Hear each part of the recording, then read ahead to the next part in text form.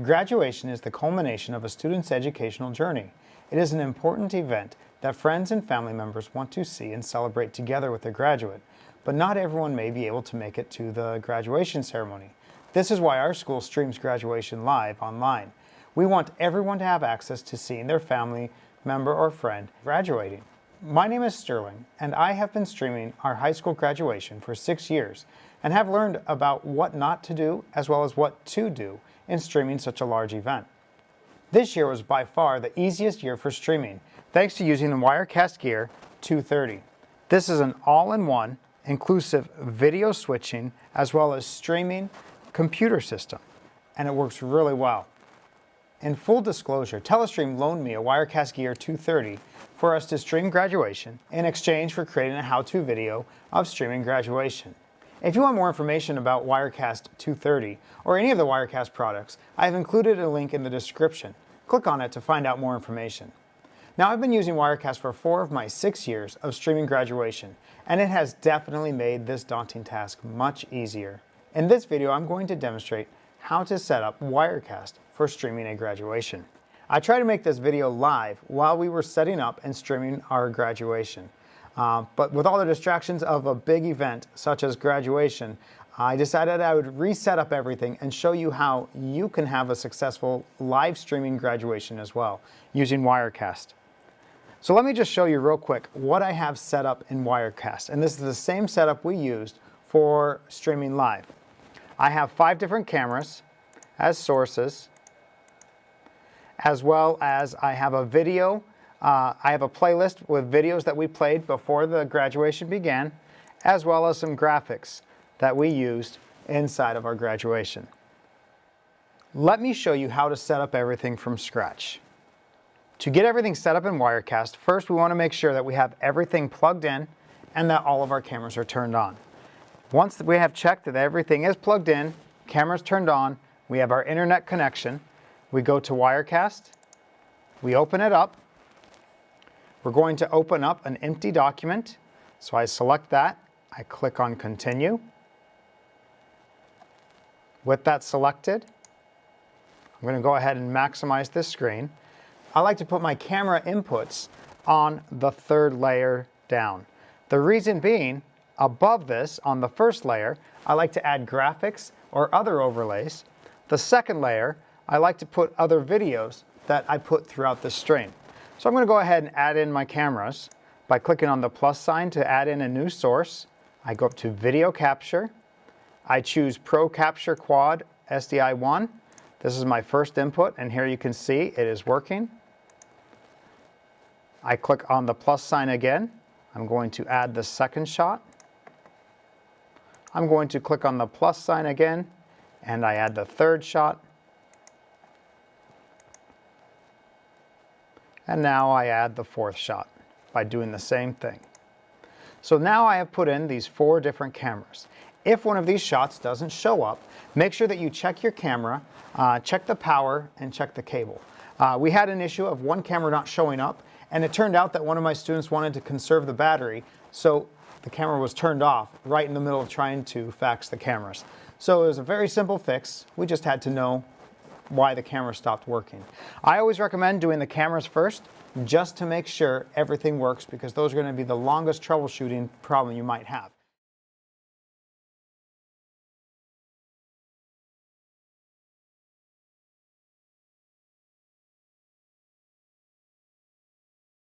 Now my cameras came in just fine, everything works well. Now what we did when we were streaming graduation is we tied directly into the sound. There was an outside company that came in and they set up microphones and they set up a sound system, and all I did is I asked them to give me a feed of their direct audio.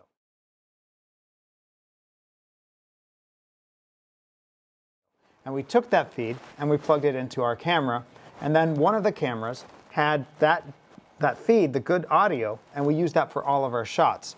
So to make sure that my shots all have the same audio, for example, let's say that this shot has the audio plugged in from the sound people. So all I'd have to do is click on this gear, go to change audio, I check and I see that this is my input 3. That works perfect. So now I want to make sure all my other ones our input 3 as well.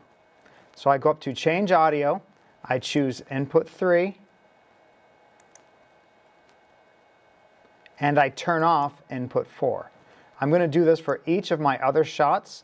I click on the gear, I go to change audio, I choose input 3,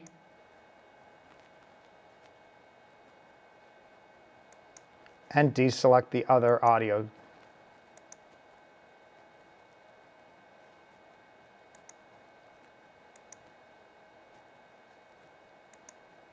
Now what this does, this brings in the audio directly from the sound people, but they don't have mics for our audience. And so if I wanted to have another camera set up so that I could capture the audience when there was clapping or certain points where you want to hear the audience, what we actually did is we set up another camera down here, which was one of the other cameras we had. And we just made sure that this audio was set correctly.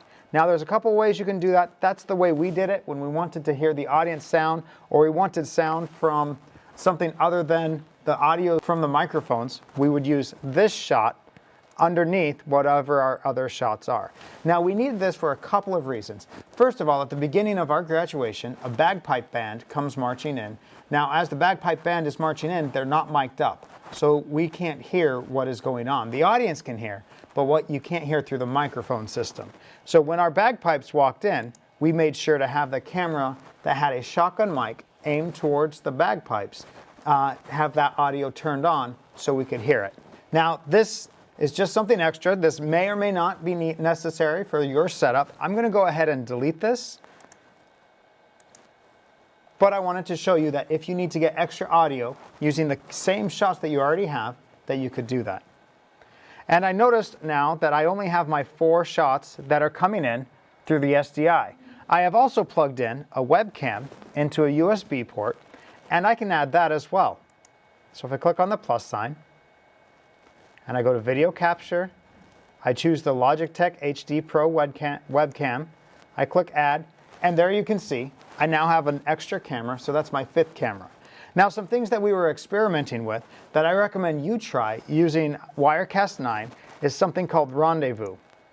And what Rendezvous is, if you come up here and you go to Network, you can create a rendezvous session.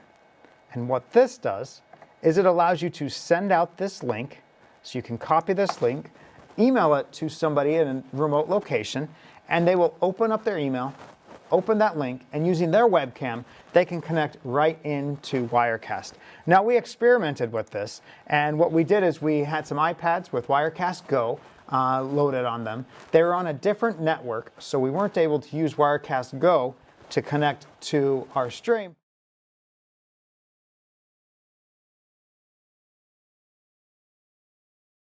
But instead, we sent out a rendezvous link, and on that iPad, we opened up the rendezvous link, and it opened up Wirecast Go, and we were able to connect a shot farther away wirelessly into Wirecast. Now this would have worked great, except for Wi-Fi is a very difficult thing to stream video on. And what I mean by this is when we had an empty stadium and we set up the camera, it worked wonderfully. We had about 20 megabits per second of internet download and upload speed. And we were able to connect the video directly into Wirecast, and it worked wonderfully. But when 5,000 people showed up into the audience with their cell phones all sending and receiving Wi-Fi signals, it basically killed our Wi-Fi connection. I knew that would happen, but I wanted to explore and try it out. So something that you can try in Wirecast 9 is something called Rendezvous, and it's a very cool feature, and it's a great way to get remote callers or remote videos to come in, or in this case, we had a remote camera that was on a different network that was able to send in the video using Wi-Fi. So that's something to try out. Once again, to get to Rendezvous, all you have to do is click on the plus, create a rendezvous session, and then copy and share that link. And then when people open the link, their webcam becomes one of your input sources. And this is a great feature. So now that we have our cameras in, everything is working, what I want to do is I want to assign a keyboard shortcut. That way somebody can be switching using the keyboard, not just having to go and click and choose which shot they want. This makes workflow so much easier when you're trying to control various cameras. I want to be able to have each of these shots controlled by a key on the keyboard. So to map my shots, I simply click on the gear, go up to Keyboard Shortcut, click on Manage. I'm going to add in a keyboard shortcut. I'm going to call this Camera 1. And I click in the next box. I give it a 1. I'm going to add another one. I'm going to call this one Camera 2. Now you could call these Camera 1, 2, or you could even give them more specific names like close-up shot of speaker or wide shot of graduates. So you can get more creative with your names. I'm just doing this for simplicity's sake right now.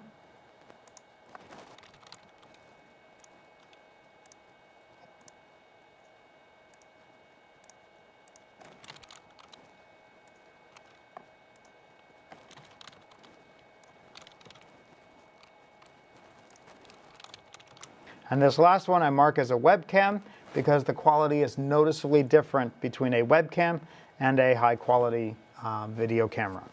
So once I have these mapped, I can now come to my shots. I click on the gear, I go to keyboard shortcut, and I can assign a shortcut for each of these shots.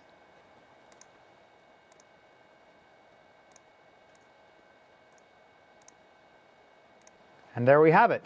So now if I want any of these shots, I simply press on the keyboard the shot or the key that is assigned to each of these shots.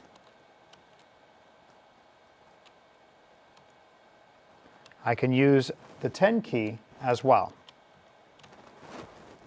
And so there you have a great way to set up your cameras, add in keyboard shortcuts. Now I need to add in the graphics into the shot as well. To add in my graphics, I'm going to come to the top layer. All I do is select Add Media Files. Now I move some files with a USB flash drive, which is great. Wirecast, because it has so many USB ports, I was able to plug in everything in back that needed a USB, as well as use the front USB to transfer files. So I have my files. I'm going to go ahead and bring in the graphic files. Now if you notice here, I have a PNG, a couple of PNGs, and a PSD. I actually forgot in our production to convert one of our images from a PSD to a PNG, which I normally like to have everything as a PNG, but Wirecast read the Photoshop document just as easily as it read the PNG. So I select the graphic files that I want to bring in. And now, first thing I want to point out, a subtle thing is I've actually named my graphic files in the order that they're going to appear in the program. I got the program ahead of time and I made sure to make the graphics with the name numerically of when they're going to appear.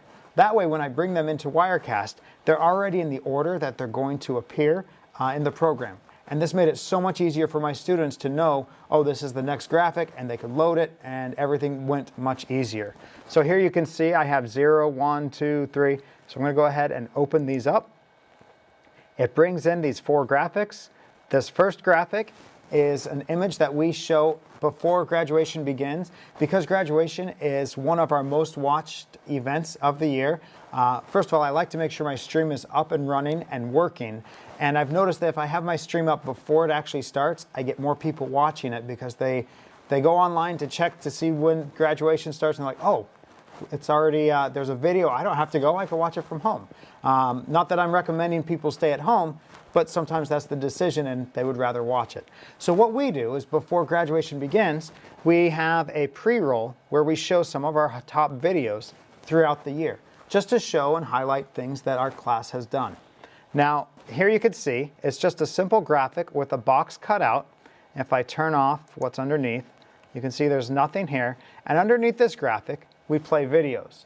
And so these videos play up until graduation starts. And the videos will just loop until graduation starts. And this keeps the audience that is watching our channel interested, watching until graduation begins. It also helps promote some of our other things that we have created. And so it works really well this way. So I have that graphic. In a minute, I'll show you how to add the videos. The other graphics I have here, and see, you can't tell the difference between the PNG or the PSD, the Photoshop document versus the PNG. And so this works out really well. And the way these graphics work, if I have one of these graphics selected, so for example, if I select this one and I have this image here, I can see this green light or this green color is indicating these are in the preview. If I transfer these over by pressing the space bar or clicking here, it shows what is live. And so this allows me to see what's going on. To turn off that graphic, I just simply click on clear layer. Notice how it's gone here. I can hit space bar and now it's gone here. Now if you notice, my output or my live and my preview are different sizes. If that bothers you, you can click and you can drag the edge of your live so that you can see both shots the same size. If you prefer to have one smaller, you just drag and you get it to how you want it to work best. I'm going to go ahead and set these so they're both about the same. So we have our graphics set up and they were brought in based on their order numerically. And this makes it easier for the students to go through the graphics. Now, I mentioned that we had pre-roll videos that would play underneath this graphic.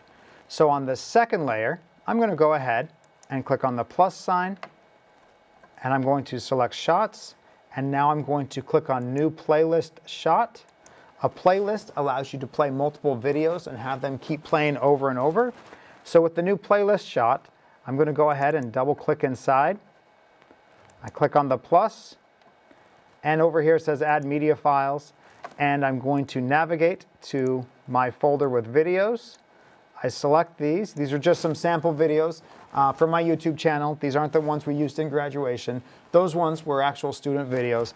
But for demonstration purposes today, I just put a couple of short videos. So now I have these shots. But if I look at these shots, they're not quite the right size for the open area. I can simply move these around. I can resize them. I can get them, the shots, where I want them to be. If they're too big, I can shrink them down. I think these ones are the wrong size because I already had them too big and I started shrinking them down anyway. So I go through with each of the shots and I just drag it where I want it to be.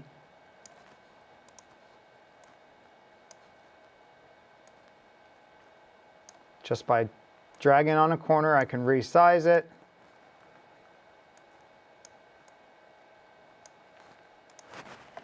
And so now if I close my playlist, I can choose the graphic that basically goes over the top of those videos, telling people, yes, graduation's, you're in the right place, it's going to start, but also letting us see something that's going on.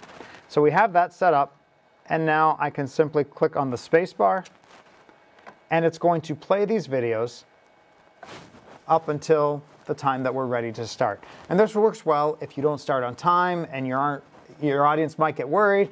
You can at least have something playing showing, yes, this is working, this is how we're getting it. And so I like using this as a pre-roll just to kind of promote our program as well as keep the audience engaged until it actually begins. And so we have these videos and they just keep playing through. You can actually adjust some of the playlist settings. I won't go into too much of that right now.